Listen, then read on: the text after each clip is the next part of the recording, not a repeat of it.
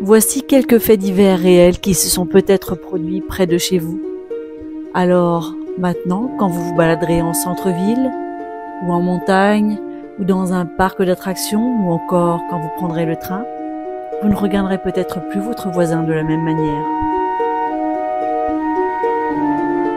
Meurtre de Siem. C'est la sortie de la crèche. Sur le trottoir, les parents récupèrent leurs enfants. Parmi les parents présents, un certain Mahfoud, 39 ans, venu chercher ses 2 filles.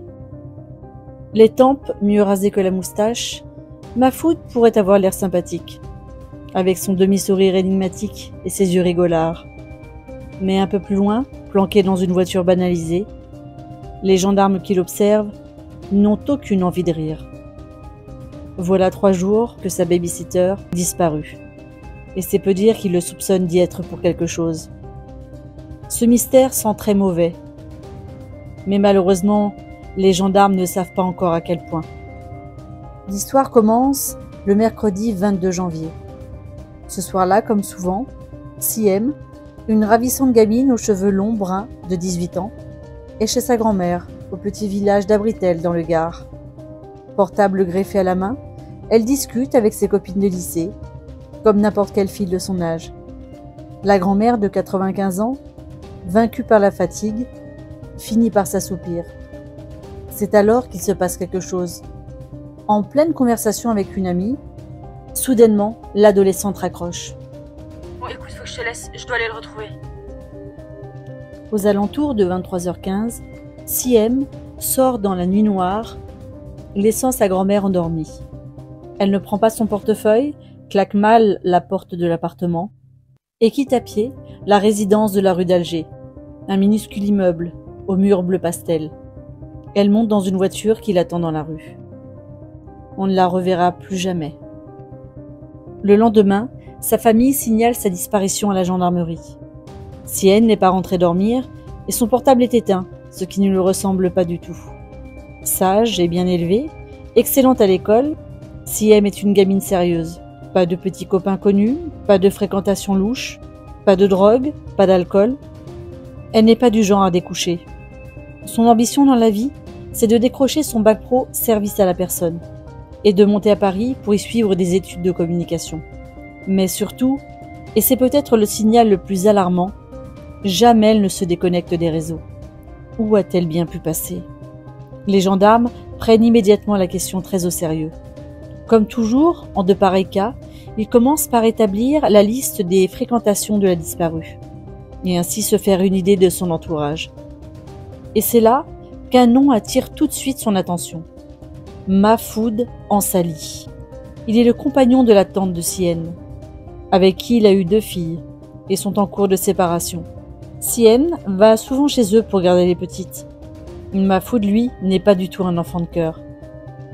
Abonné aux tribunaux, il affiche 13 condamnations et 12 ans de prison au compteur pour des faits allant de l'infraction routière au vol avec violence et séquestration. Un profil qui interpelle. Les gendarmes mènent leur petite enquête de terrain et trouvent de bonnes raisons de s'intéresser à lui. Avant de s'établir à Sandras, Mahfoud a lui aussi habité à l'Abritel, où sa réputation est plus que sulfureuse. On le dit roublard et toujours dans les mauvais coups. À l'abri des regards, plusieurs témoins déclarent aux gendarmes le soupçonner de l'enlèvement de l'adolescente. Ils ont même une idée précise de ce qui a pu se passer. Une histoire complètement dingue. On raconte que de gros dealers se sont fait récemment voler leur cam. La fille qui cachait la drogue chez elle, la nourrice, se serait évaporée avec les paquets. Or, toujours selon la rumeur, cette petite voleuse a une particularité. Elle ressemble trait pour trait à Siem. En bonne opportuniste, Mahfoud aurait conçu un plan sournois. Son idée ? Faire croire aux dealers qu'il a retrouvé la nourrice en fuite. En guise de preuve, il leur aurait montré des photos de Siem, puis aurait proposé aux dealers de leur remettre en échange de 50 000 €. L'histoire paraît trop grosse, comme échappée d'un mauvais roman de gare. Mais une seule chose est sûre, ce Mahfoud est un suspect de choix. Les gendarmes décident donc de le surveiller très étroitement. Ils le prennent en filature dans tous ses déplacements. Les jours passent et Siem ne reparaît pas. Son portable ne se rallume pas. Mahfoud, de son côté, ne fait pas un pas de travers. Maçon de métier, il ne travaille plus ces derniers temps. Le soir, on l'a vu, il va chercher ses filles à la crèche, comme n'importe qui. Et après le dîner, il reste sagement chez lui, en bon garçon respectable. Le mardi 31 janvier, après 6 jours de mystère et la vaine diffusion d'un appel à témoins, les gendarmes décident de l'interpeller pour l'interroger directement. Habitué à la garde à vue depuis sa plus tendre enfance, Mahfoud ne se laisse pas démonter. Siem ? Oui, je sais qu'elle a disparu. J'en suis désolé d'ailleurs. Le mercredi soir précédent, j'ai dîné avec mon ex et après je suis allé retrouver des copains. Les gendarmes ont l'habitude de ce genre de type, mais pas question de lâcher si facilement. Mahfoud passe la nuit en cellule et à son réveil, il est bon pour un nouvel interrogatoire. Et encore un autre, puis encore un autre. Les questions tombent en rafale, toujours plus précises. Le repris de justice ne tarde alors pas à s'embrouiller et à se contredire. Le mercredi soir venu, il n'arrive même plus à tenir un discours cohérent. C'est alors que dans un subit accès de panique, il demande à voir son avocat, maître Jean-Marc Darrigade. Les gendarmes acceptent, bien entendu, et les laissent s'entretenir longuement.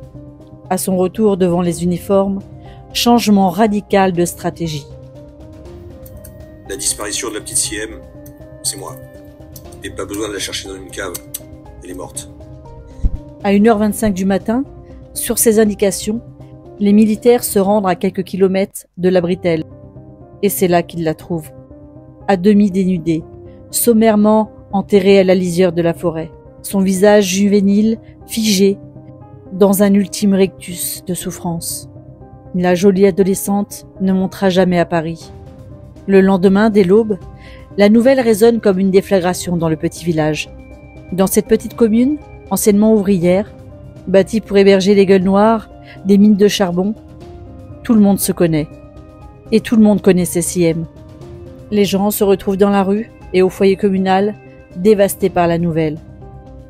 Le chagrin est immense.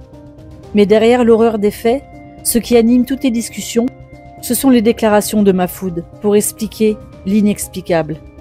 Rien à voir avec l'histoire des prétendus dealers. Le suspect affirme en effet que depuis quelques mois, il entretenait une relation secrète avec Siem. Le soir de sa disparition, c'est pour partager un moment intime avec elle qu'il serait venu la chercher. Mais une dispute aurait éclaté. Siem, très amoureux selon lui, voulait rendre la relation officielle. Et il ne voulait pas, par respect par l'attente de l'adolescente, son ex-femme. Siem aurait crié, il lui aurait plaqué la main sur la bouche pour la faire taire. Et voilà, l'accident bête. Il l'aurait étouffée de manière tout à fait fortuite. Une explication qui ne convainc pas au village. À la bretelle, la semaine dernière, personne ne voulait croire que Siem ait pu entretenir une relation avec un type 20 ans plus vieux qu'elle, et embrouilleur jusqu'au fond des yeux. Mais si l'histoire de la nourrice de Marseille semble trop tirée par les cheveux, quelle autre explication? Mahfoud fantasmait-il sur la jolie babysitter qui venait de temps en temps garder ses filles? A-t-il tenté de poser ses mains sur elle par surprise, avant de s'énerver devant un refus trop sec? À ce jour, nous ne connaissons pas les résultats de l'autopsie. Mais le premier constat semble désigner une mort par suffocation. Quoi qu'il en soit, ce nouveau drame laisse une impression de déjà-vu. Une jeune fille innocente, un multirécidiviste, connu pour de multiples faits, des explications vaseuses, où le suspect tente d'inviter l'amour dans ce crime sordide. Et derrière les doutes, cet horrible sentiment d'impuissance, face à une tragédie que rien ni personne n'a su empêcher. L'enquête dira probablement si Siem et Mahfoud entretenaient une relation intime. À 18 ans, la jeune fille avait bien le droit de craquer pour qui elle voulait et d'avoir une vie secrète. Mais l'on n'est pas propriétaire de la femme ou de l'homme qu'on embrasse. Il n'y a strictement rien à défendre quand on invoque la passion, quand on est capable de prendre une vie qui n'a pas encore commencé.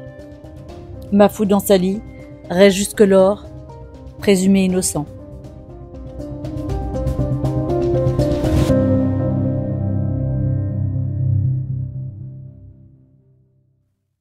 Des parents à bout, des fins de mois difficiles, 6 enfants à gérer. Je vais vous raconter ce drame qui a eu lieu à Tulsa, aux États-Unis, ce 27 octobre 2022. Vous pouvez venir à la maison garder les enfants ? Danny Nelson interroge sa femme du regard. Ce 27 octobre, c'est au moins la 10e fois depuis la rentrée que leur fils leur demande ce service. Les 2 grands-parents adorent leurs 6 petits-enfants, mais Marilyn a désormais 74 ans et elle n'a plus l'énergie d'autrefois. Jongler entre le grand 13 ans et la petite dernière de 13 mois, ça commence à devenir compliqué. « On préférerait que tu nous les amènes », tranche finalement Danny. « Ce sera moins de stress pour ta mère. »« Ok, on sera là à 17h. » Brian est un gentil garçon. Il a rencontré sa copine Britney lorsqu'ils étaient au lycée. Comme il avait 1 an de plus qu'elle, il a fait exprès de redoubler sa première pour ne pas la quitter.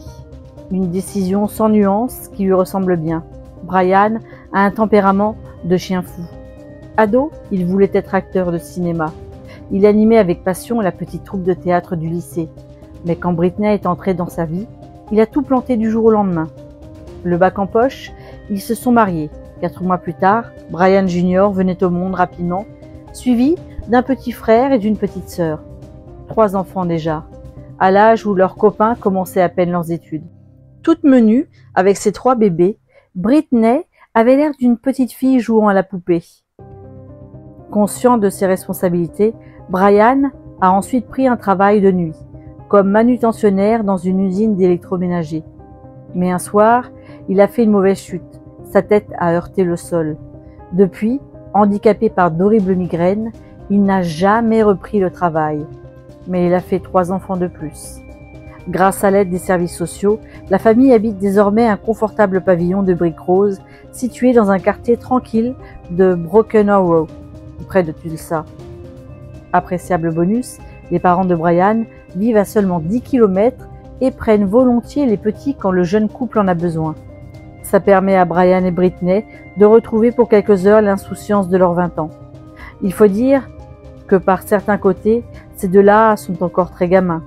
Il suffit de voir les prénoms qu'ils ont donnés à leurs enfants. Vegeta est un personnage de Dragon Ball Z. Ragnar et Kurgan, des héros de la série Viking. Mais pour autant, ils ne doutent de rien et font eux-mêmes la classe à leurs bambins. Comme ils ne travaillent ni l'un ni l'autre, leurs fins de mois sont difficiles. Mais Danny et Marilyn les aident comme ils peuvent, réglant une facture par-ci, un loyer par-là. Les 2 grands-parents gâtent les petits-enfants, leur achètent des vêtements. Au final, ils ont l'air épanouis. N'est-ce pas l'essentiel ? 17h30. Brian et Britney sont en retard. Ça ne leur ressemble pas. Danny guette la voiture par la fenêtre de l'appartement. À 18h, il envoie un texto à son fils pour lui demander ce qu'il fait. Pas de réponse. Marilyn allume la télé. Ce sont les infos régionales. On signale un incendie à Broken Arrow. Un périmètre de sécurité est en place. La petite famille est-elle restée bloquée à l'intérieur des barrières ? Danny se rend sur place. Avant même d'arriver dans Hickory Avenue, il aperçoit les gyrophares des véhicules de pompiers et des ambulances. Gros dispositif. Le sinistre est plus important qu'il ne le prétendait. La rue est fermée par des banderoles. Danny descend de voiture. 2 policiers l'arrêtent. « Mon fils habite ici, au 425. » À la mine des flics, il comprend tout de suite qu'il y a un problème. « Qu'est-ce qu'il y a ?»« Attendez ici, monsieur. » Les 2 agents s'éloignent pour discuter avec des collègues, tout en continuant de lui jeter des coups d'œil furtifs. Désormais très inquiet, Danny passe d'autorité sous la banderole. « Monsieur, monsieur, attendez !» Trop tard. En quelques pas rapides, Danny découvre l'indicible. C'est la maison de son fils qui a brûlé. Des pompiers sont en train d'en extraire des corps qu'ils disposent sur le trottoir. Le grand-père a le temps de les reconnaître juste avant qu'on ne les couvre. C'est Brian et Britney, son fils et sa belle-fille. Foudroyé, il n'a même pas conscience de la nuée des secouristes qui l'entourent désormais et le font asseoir sur une chaise. « Les enfants, où sont les enfants ?» bredouille-t-il d'une voix blanche. La réponse lui arrive quand les pompiers extraient ensuite 6 petits sacs mortuaires de la maison encore fumante. Tous, ils sont tous morts. Le pauvre homme s'effondre. Les premières constatations de la police sont terribles. Les enfants étaient rassemblés dans une chambre, mais ils ne sont pas morts asphyxiés par les fumées. Ils ont tous pris une balle dans la tête. Il s'agit en fait d'une tuerie familiale. Selon toute vraisemblance, Brian a d'abord abattu ses enfants, un par un. Puis, il a mis le feu à la maison, tué sa femme, et s'est réservé la dernière balle. On a retrouvé le pistolet près de son corps. Le jeune possédait plusieurs armes à feu à la maison. Il avait le droit de les détenir. Mais pourquoi ce massacre digne d'une secte apocalyptique? Tout le quartier est bouleversé. Ce sont des voisins qui ont donné l'alerte en voyant la fumée. Ici, tout le monde connaissait et appréciait la famille. Tout le monde a vu la fratrie grandir. Comment accepter cette tragédie? L'enquête ne tarde pas à révéler un élément que chacun ignorait. Brian et Britney croulaient sous les dettes. 138 000 $ d'impayés.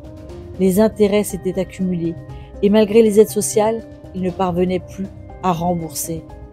En décembre 2020, ils avaient même rempli un dossier de surendettement. Ils auront préféré fuir dans la mort plutôt qu'affronter la banqueroute, la rue et la misère. Pour Danny et Marilyn, cette découverte est un nouveau coup effroyable. Si seulement ils avaient su. Pourquoi Brian et Britney ne leur ont-ils rien dit? Par honte? Dévastés, les grands-parents n'ont plus aujourd'hui que les photos de leur bonheur perdu qui contemplent chaque jour en pleurant, la gorge nouée. Brian Junior et Ragnar en plein duel au glaive en plastique. Kurgan, fier comme un coq sur les épaules de son papa. Vegeta, en bricolant avec son papy. Britannica, 13 mois, riant aux éclats dans les bras de sa maman. De toutes ces frimousses, de toute cette joie, il ne reste rien, rien qu'un dessin. Pour papy et mamie, sur la porte du frigo. Pourquoi Danny et Marilyn n'endorment plus. Que se serait-il passé cet après-midi-là si au lieu de proposer de prendre les petits chez eux, ils étaient allés à Broken Arrow pour les garder à domicile? Rien du tout. Le drame aurait-il seulement été repoussé? Seraient-ils morts eux aussi? Ils ne le sauront jamais.